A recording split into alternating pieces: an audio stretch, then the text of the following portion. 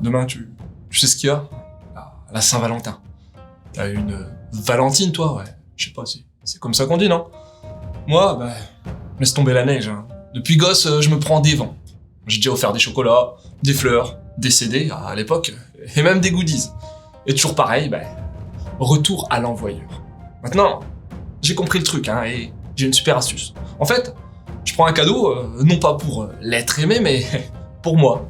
Comme ça, si elle en veut pas, ça me fait un petit cadeau perso. Qu'est-ce que tu veux?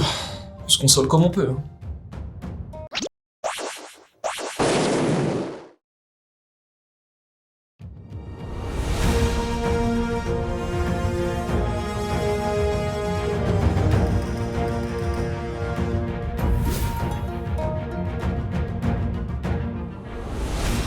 Bonjour camarades fans de la culture japonaise, et si tu te tamponnes le coquillard du pays du soleil levant, j'espère que cette émission te fera changer d'avis. Bienvenue dans ce 22e numéro de l'Hebdo Manga News du dimanche 13 février 2022. Et sans plus attendre, histoire de garder un bon taux de rétention du public, voici le programme. L'opération Saint-Valentin de chez Pika, le retour de Conan, le fils du futur, des histoires courtes de Fujimoto Tatsuki, la réédition d'une sacrée mamie, l'actu Japan Expo, et, comme d'habitude, notre sondage. Et le moins qu'on puisse dire, c'est qu'avec ce programme, il y en aura pour tous les goûts. Nous sommes aujourd'hui le 13 février, et donc, si ton cerveau fonctionne correctement, tu te doutes que demain, nous serons le 14. Sauf si, comme plein de monde, tu mates cette vidéo un peu n'importe quand, mais là n'est pas la question. Et qui dit 14 février dit Saint-Valentin. Et devinez quoi? Pika, un des éditeurs majeurs en France, a lancé une opération spéciale pour l'occasion, du 7 au 20 février. En effet, la princesse et la bête, Sister and Vampire et Yona, princesse de l'aube, sont à moins de 2€ le volume dans toutes les e-librairies. Oui, c'est une promo numérique pour le coup. Cela permettra aux amoureux, et aux autres, de découvrir ces sympathiques séries estampillées shoujo pour pas très cher. D'ailleurs, Guegré, notre chroniqueur, oui, appelons-le ainsi, voulait revenir sur cette opération. Effectivement, Loud. Je voulais passer un petit coup de gueule. Ah bon? Je comprends pas, là. Opération prix réduit pour la Saint-Valentin. Ça vous plaît pas? Ce qui me dérange, c'est le fait que ce soit des promotions numériques, en fait. Vous comprenez? L'amour, le vrai, l'unique, c'est réel, c'est pas virtuel. Ah, d'accord, ouais. C'est vrai que vu sous cet angle... Oui, c'est ça, le plaisir du regard. Effleurer la main de l'autre, aller prendre un verre ensemble. C'est bon là, vous pouvez répondre parce que, ça commence à être gênant. Ah, désolé, j'ai oublié d'éteindre mon portable. Et j'ai pas mal de notifications en ce moment. Des notifs de quoi, si c'est pas indiscret?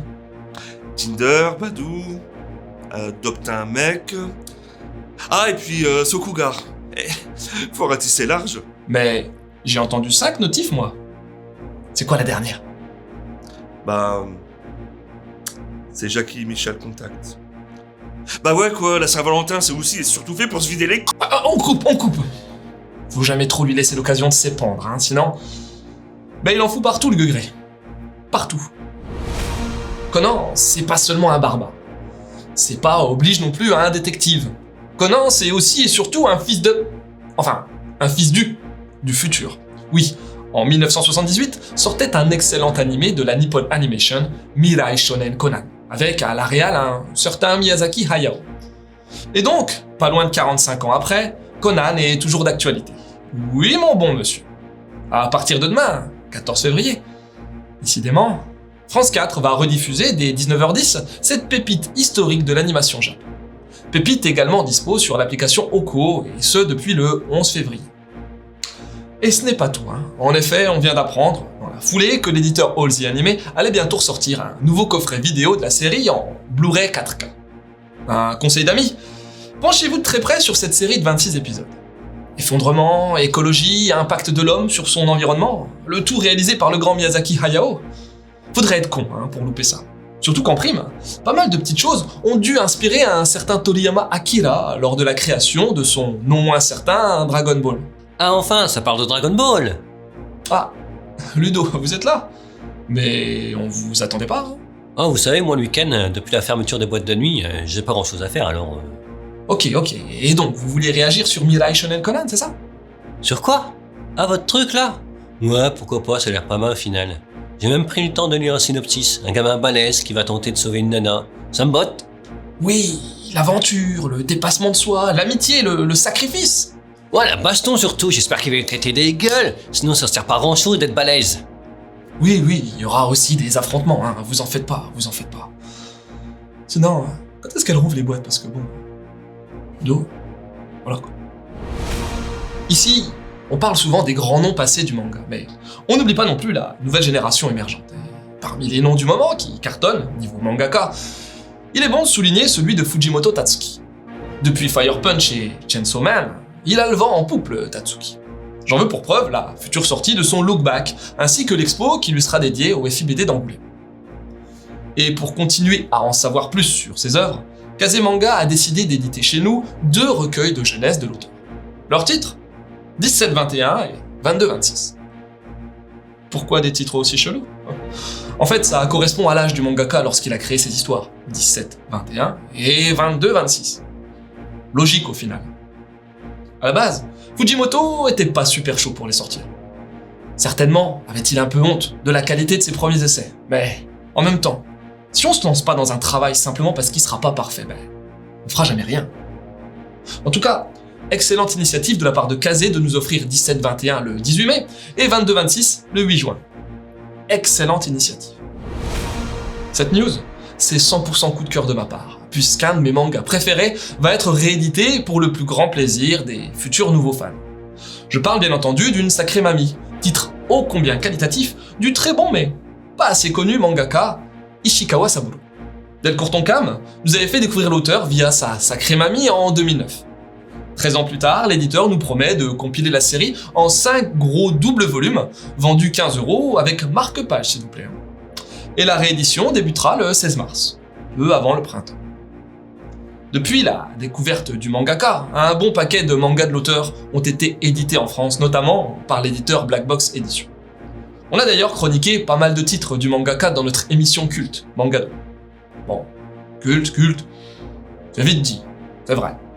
En tout cas, anecdote de la mort qui tue, le manga Sacrée Mamie est l'adaptation d'un roman biographique de Shimada Yoshiichi.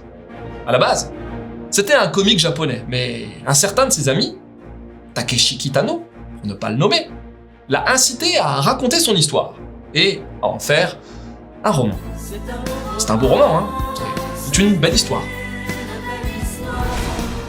Désormais, comme chaque semaine, on vous parlera d'un certain Japan Expo. Comme vous le savez très certainement, JES, Japan Expo Sud, ouvrira ses portes dès la semaine prochaine. Et pour en savoir plus sur ce qui va s'y dérouler, la team Japan Expo a décidé de proposer son actu via une émission live Twitch intitulée En route pour Japan Expo. 2 fois par mois, Thomas Sirdet et Jean-François Dufour, encadrés par la Murasaki Team, reviendront sur les temps forts et les choses à savoir en lien avec JE. Tout ceci se trouvant bien évidemment sur la chaîne Twitch de Japan Expo. Bon, Japan Expo Sud, on y est déjà allé un paquet de fois, mais franchement, comme on est situé dans le nord de la France, c'est pas évident, hein. En tout cas, sachez que pour répondre au mieux aux normes sanitaires du moment, il n'y aura pas de caisse sur place, histoire d'éviter les attroupements. La vente des billets d'entrée s'effectuant uniquement via le site web de Japan Expo. Vous pouvez bien entendu réserver, mais si jamais sur un coup de tête vous décidez de vous rendre à JE Sud, pas de panique, hein, vous pourrez également acheter votre billet même pendant les jours de festival. Elle est pas belle la vie. Pas belle la vie. Marseille, vous savez la série. De quoi? Ah, c'est plus belle la vie. Ah merde, qui voulait pâter tout Marseille. C'est raté peu cher, c'est raté. La semaine dernière, on voulait connaître votre avis sur le grand retour de Japan Expo dans vos vies de fans. Comme pressenti, 58% d'entre vous trouvaient ça trop bien.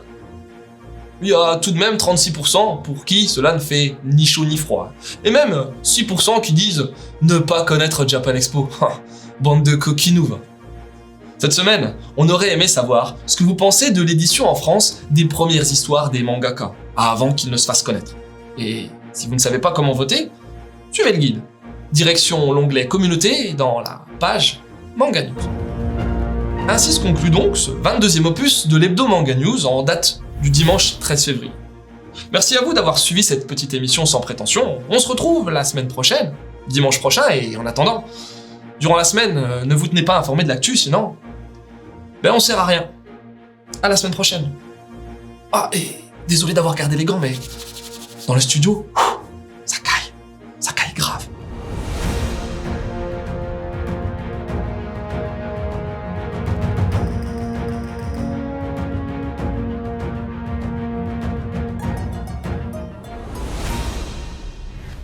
Franchement, cette année, comme depuis 25 ans d'ailleurs, la Saint-Valentin, ce sera sans moi. Hein. De toute façon, j'ai plus un rond. Avec l'augmentation des prix de tout en ce moment, c'est déjà assez galère comme ça, non? Mais j'y pense. Au Japon, c'est les nanas qui offrent des cadeaux aux gars, c'est ça, hein? Tu crois que si je donnais mon adresse, je recevrais des trucs? Avec ma loose habituelle, j'aurais des lettres de menaces, ou même pire, dans ma boîte aux lettres. Alors,